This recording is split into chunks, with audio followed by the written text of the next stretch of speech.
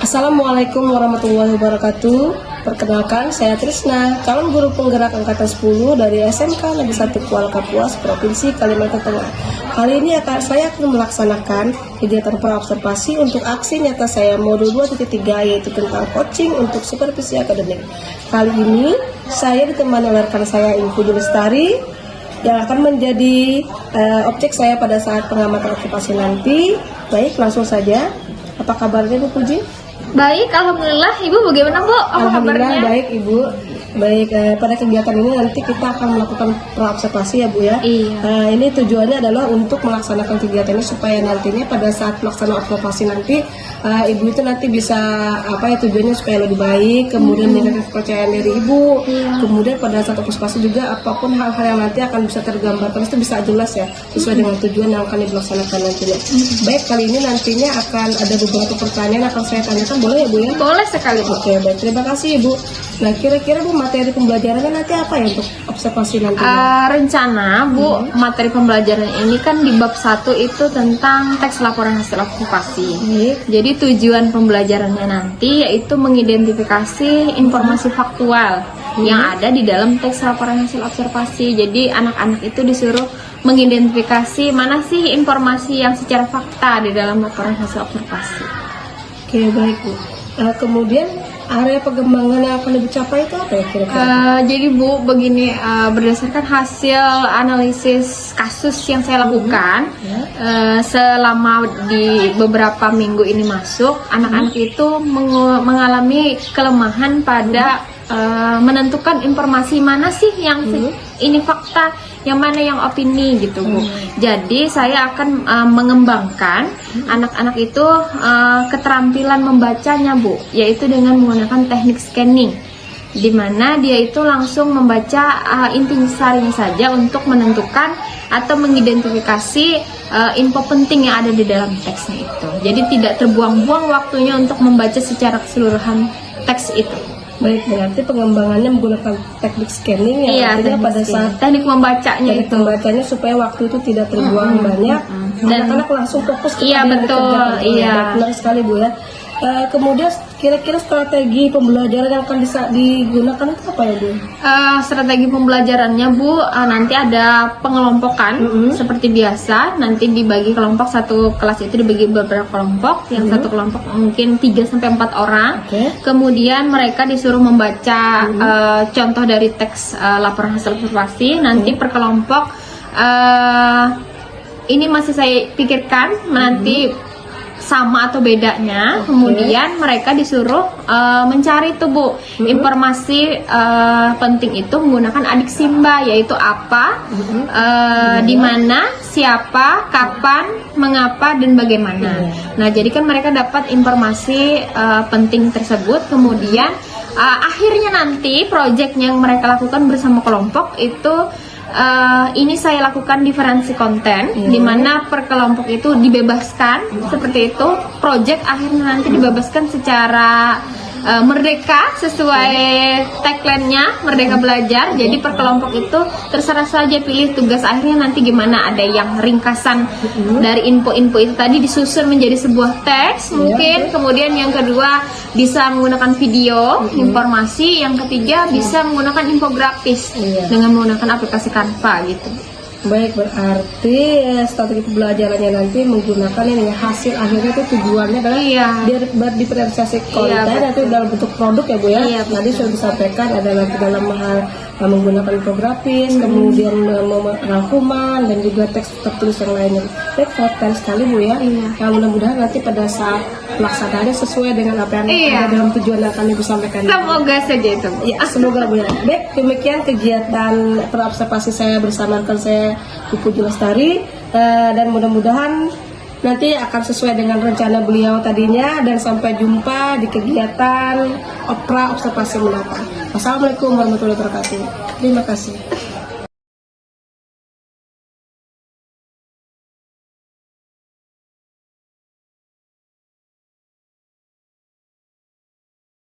Oke,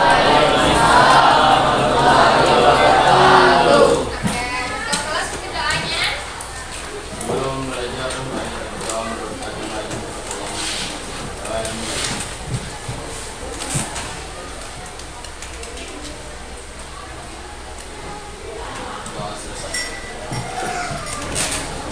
Rashid, Afrizal, Akbar, Alvin, Andika, Anjani, Arido, Bella, Bintang, Fakri, Fitriana, Hani, Harijah, Hana, Kelwa, Hadiah, Heriadi, Zulkifli, Zulkarnain, Abdi, Riza, Nova, Nansya, Nia, Siva, Nur Kamila, Putra, Krisabila, Ridho, Salman, Hati, Yuliasti. Siapa? Yuliani, Anissa. Oke, ada semua. Minggu lalu sampai mana? Bintangnya ada apa itu? Ada Simba. Oke, hari ini kita melanjutkan yang itu. Coba sekarang masih ingat gak kesepakatan kelas kita yang pertama kali kita lakukan saat pertemuan kita? Masih ingat apa aja? Yang poin-poin itu salah satunya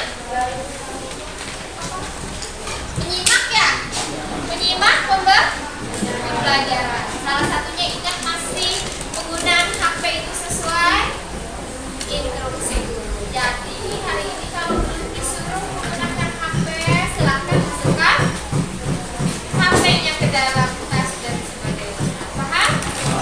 Oke. Tujuan pembelajaran kita hari ini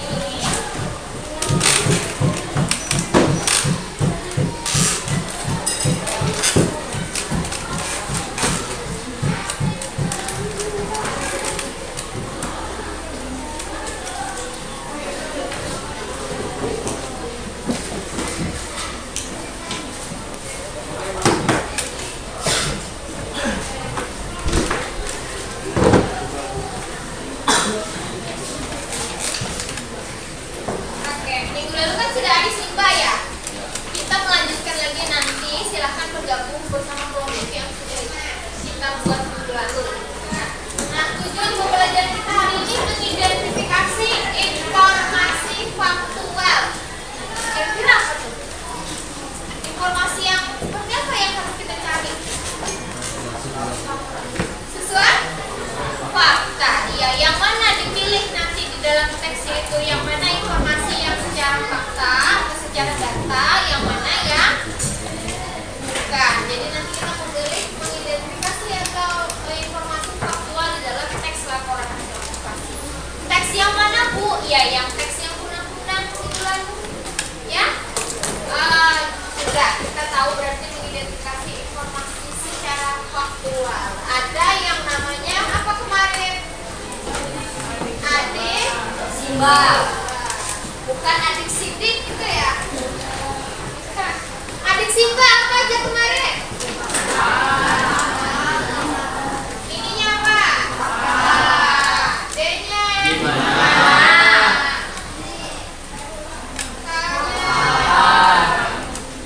siapa?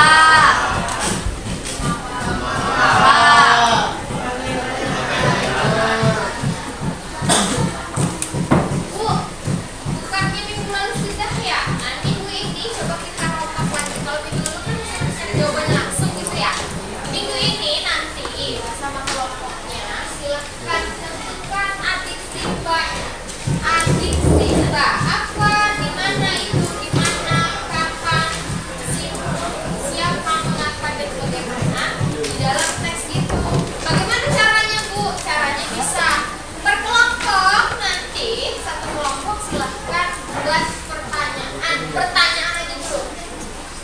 dijawab.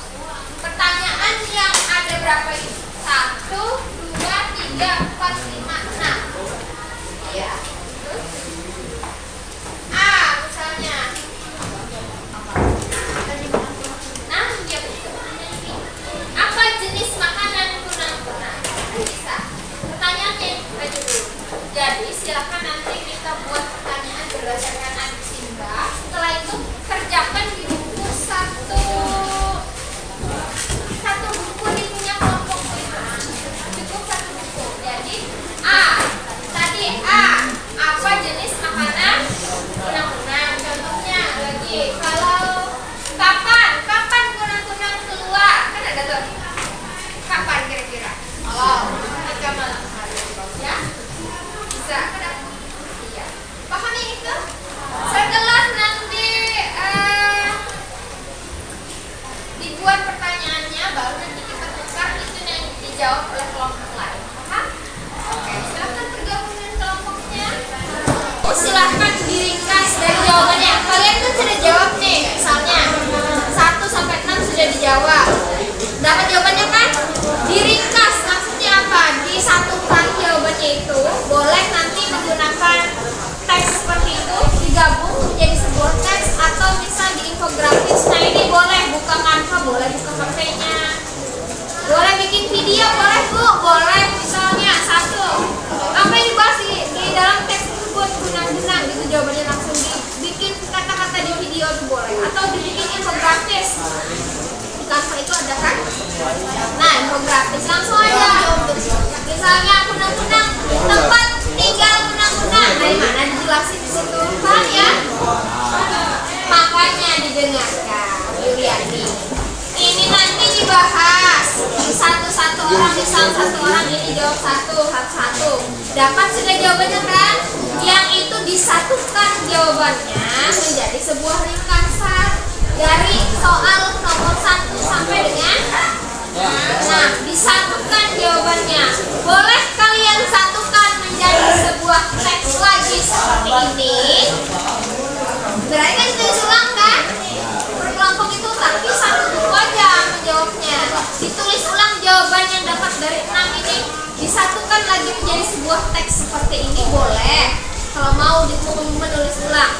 Boleh Bu dengan media yang lain, boleh pakai Canva. Boleh buka HP-nya, silahkan membuat infografis, misal gambar kunang-kunang kok tengahnya ya. Lalu di situ di mana kunang-kunang hidup? Jawaban yang dari sini dimasukkan ke dalam Canva itu. Ya, paham? Kemudian di mana kunang-kunang? Kapan dia keluar? Saat malam hari. Dijawab di situ ada kan di Canva itu langsung cari template-nya. Paham? Jadi terserah aja jawabannya. Kalian menjawab ini nih loh. Mau lewat Canva boleh.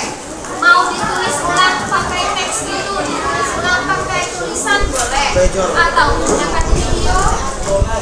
Hah? Ada banyak kan? Nggak ada, silahkan dikerjakan.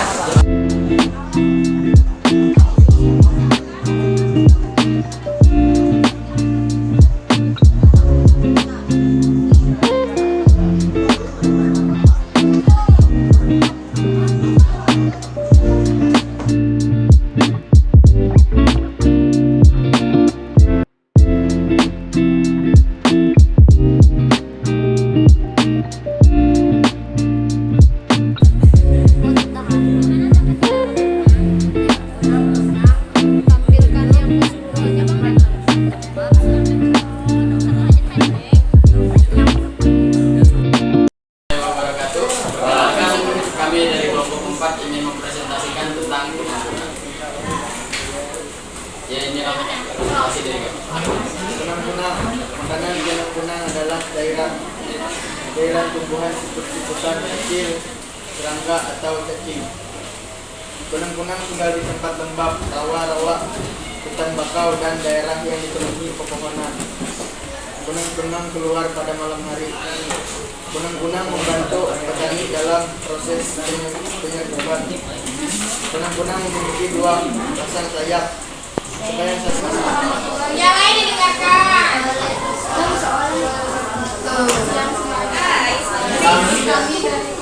Kunang-kunang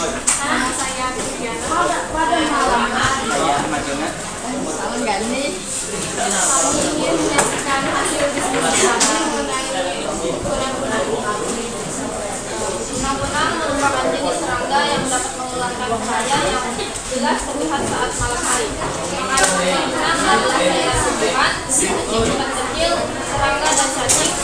Kunang-kunang hidup di tempat-tempat besar seperti rawa-rawa, hutan bakau, dan daerah yang kunang-kunang juga ditemukan pada daerah perkebunan yang tanahnya relatif gembur. Pada umumnya, kunang-kunang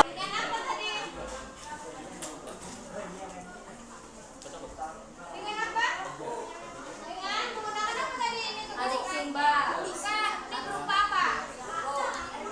Penegasan yaitu melalui sebuah tes. Ya, coba kepada Helwa minta tolong ibu coba kamu simpulkan hari pelajaran apa aja sih yang sudah dipelajari? Baik, pada kelompok pembelajaran bahasa Indonesia pada hari ini, kesimpulan yang saya dapat yaitu mengenai mengidentifikasi informasi faktual dalam teks laporan hasil observasi, yaitu mengenai adik Simba tentang kunang-kunang. Contohnya seperti apa manfaat kunang-kunang, di mana kunang-kunang tinggal, dan lain sebagainya. Terima kasih, itu tadi hasil pembelajaran kita.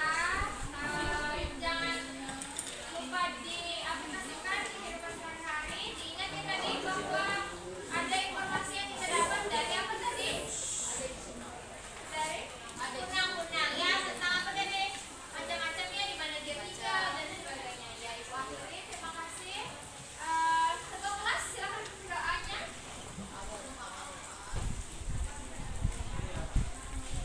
Marilah kita berdoa menurut agama dan kepercayaan masing-masing.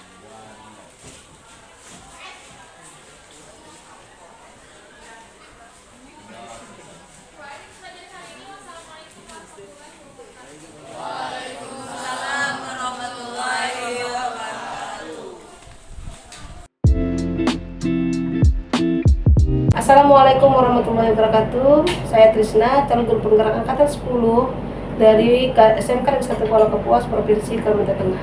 Pada video kali ini saya ingin mempraktikkan pasca observasi saya yang sudah dilakukan saudara saya Ibu Puji Lestari, yang sudah dilaksanakan observasi pada tanggal 7 Agustus 2024 dan juga pra-observasi pada tanggal 6 Agustus 2024. Kali ini pada tanggal 19 Agustus saya akan mempraktikkan wawancara saya terkait pelaksanaan pasca observasi yang sudah dilakukan oleh Ibu Puji Lestari. Apa kabar Bu Puji? Alhamdulillah baik. Alhamdulillah baik ya. Bagaimana perasaannya hari ini Bu? Cukup senang dan gugup nih mau diwawancara Bu. Nah, santai saja Bu, alhamdulillah ya Bu ya. Bagaimana Bu perasaan Ibu ketika sedang melaksanakan pembelajaran kemarin Bu? Yang waktu diobservasi itu ya Iya, Bu ya. Bu. Awalnya saya merasa pasti gugup Bu, Iya. manusiawi lah pula. Iya, Tapi di sisi lain saya senang karena diberi kesempatan harus diamati gitu untuk membantu Ibu dalam penyelesaian tugas ini. Tapi saya juga tahu artinya pengalaman yang baru untuk saya dalam proses belajar mengajar. Baik.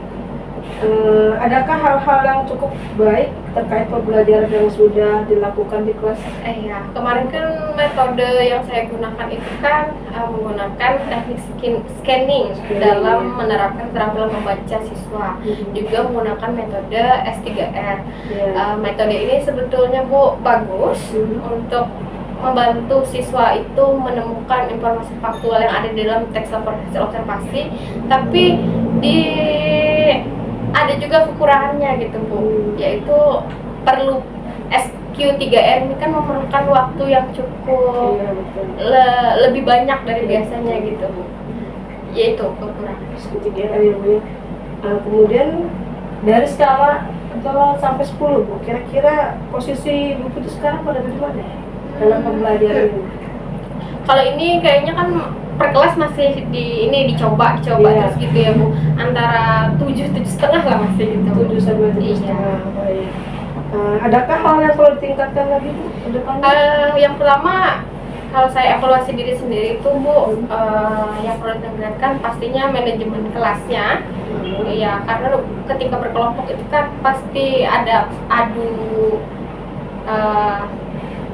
pendapat antara siswa dan siswa itu kan membuat kelas itu semakin gaduh gitu Bu. Nah di situ manajemen kelasnya perlunya harus saya tingkatkan. Kemudian juga keterampilan siswa dalam meringkas itu Bu. Kemarin kan ada ini diferensiasi, ya project ya, ada yang meringkas dengan teks, ada yang menggunakan Canva. Iya, jadi infografis seperti itu. Berarti ya diferensiasi project hasilnya ya. Iya. Apa rencana Ibu ke depan terkait dengan pembelajaran di kelas untuk mengcover kebutuhan murid yang beragam? Ya, tentunya pertama yang saya akan lakukan adalah mengenali kebutuhan dan minat belajar siswanya gitu. Yang kemudian rencana tadi ya Bu ya. Iya, Rencana tidak lanjut yang akan saya lakukan tentunya pasti mengikuti seminar atau pelatihan mandiri gitu Bu yang ada di PM tentang belajar diferensiasi. Baik, sangat benar sekali Bu ya. Rencana Ibu ke depannya semoga itu bisa terlaksana nantinya Bu ya. Iya. Berikutnya Bu, terkait dengan ini Bu, waktu pelaksanaan pembelajaran berdiferensiasi dan juga memasukkan pembelajaran sosial dan emosional itu Bu, kapan itu waktunya? Ya, ini tantangan ya Bu ya. Iya betul. Terkadang emosi ini kan pasti ada, setiap hari itu kan ada siswa satu mungkin dua yang memancing emosi. Ini biasanya saya lakukan di setiap pembelajaran itu. Saya ketika melakukan kesalahan, bukan kesalahan, masalah anak-anak itu saya pasti menghela nafas yang pertama. Ya pasti saya lakukan setelah kesalahan itu terjadi gitu. Emosionalnya bukan dibina, di koordinasi ya, di manajemen emosinya itu saat itu juga pada proses belajar mengajar. Mungkin maksudnya itu ya, dengan apa Ibu bisa memasukkan ya apa ice breaking. Iya, ice breaking ya. Tadi stop kan ya Bu ya, betul itu ya. Berikut komitmen Bu Puji terhadap pembelajaran di kelas apa ya Bu? Komitmennya pasti dengan adanya diferensiasi dan emosional, sosial emosional ini saya besar harapan saya siswa ini mempunyai karakter yang lebih baik lagi ke depannya. Ya, baik. Terima kasih ya Bu Puji untuk wawancara hasil dari observasi pembelajaran itu. Mudah-mudahan tadi pelaksanaan pembelajaran itu nanti bisa diterapkan sesuai komitmen yang Ibu sampaikan tadi, dan mudah-mudahan tercapai tujuan dari rancangan pembelajaran yang sudah Ibu praktikkan di kelas. Terima kasih Bu Puji. Sekarang saya kembalikan kepada pengajar praktik saya untuk bisa memberikan tanggapan terkait apa yang sudah dilaksanakan Bu Puji pada saat observasi tadi. Baik, setelah saya mengamati, kemudian melihat ternyata proses dari video kemarin saya juga udah lihat yang tentang observasinya. Kemudian hari ini pasca observasi sudah terlihat KSA-nya. Ternyata Ibu Trisna juga sudah banyak dapat pengetahuan tentang KSE, tentang pembelajaran berdiferensiasi itu seperti apa. Dan dalam proses pasca observasinya sangat terlihat coachingnya yang luar biasa. Nah, sekali lagi selamat kepada Ibu Trisna karena sudah melaksanakan tugas dengan baik, menyelesaikan tugas-tugas dengan baik, dan semoga kedepannya pendidikan guru penggerak dapat diselesaikan dengan baik dan lancar. Terima kasih Ibu. Amin. Baik, terima kasih Ibu Dewi. Demikian video wawancara terkait observasi yang dilaksanakan oleh Ibu Puji Lestari dan juga disaksikan oleh pengajar praktik saya Ibu Dewi.